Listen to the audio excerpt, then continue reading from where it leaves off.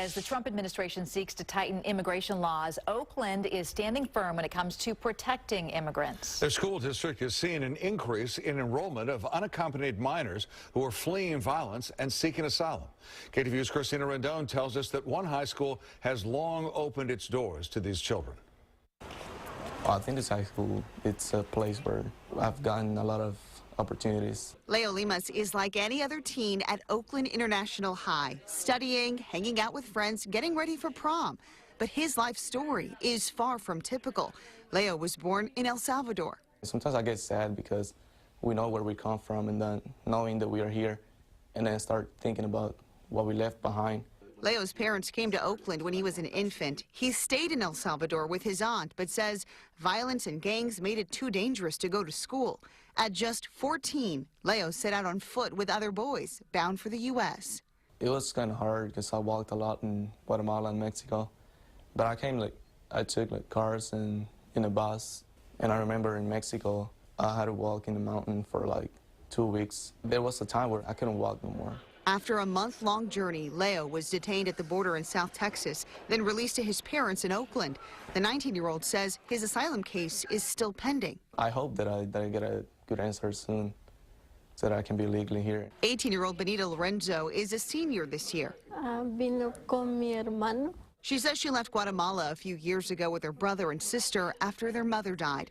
She lives with her siblings in an Oakland apartment. Stories like Benita's and Leo's are not uncommon here.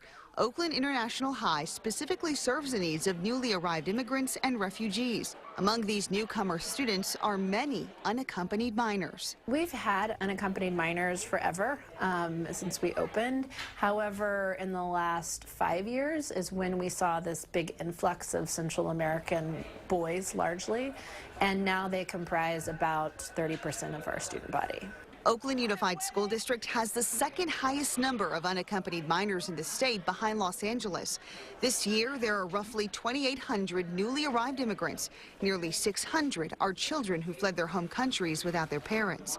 Many times, these students carry trauma with them as they make their way to these classrooms. Just imagine sitting there and listening to the stories. Like in my home country, I experienced violence, domestic violence, gang violence. Counselor Gisabel Navarrete says every story is unique. We know that if they're not okay mentally and if they're not okay social and emotionally, it's going to be really hard for them to be okay academically. Her position is made possible by a grant from Salesforce.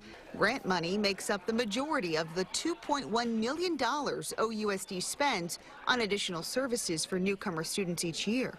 These are remarkable young people. OUSD spokesman John Sasaki says there's no question it's worth the price. OUSD is a sanctuary district inside a sanctuary city inside a sanctuary state.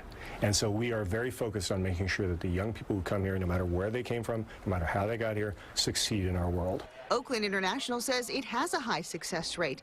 That's despite some newcomer students being far behind academically when they arrive. It's kind of hard for me because I didn't learn that much in my country. So when I came here, I started to learn a new language. Leo now holds down a part-time job as a busboy. His sights set on attending Laney College after graduation. And Benita, she wants to be a pediatrician. Their hopes and dreams are no different than any other teen in this country. They just had a much different start. I mean, for the kids who are born here, they don't know how hard it is to some of them, a lot of them, they don't appreciate what they have. Cristina Rendon, KTVU, Fox 2 News.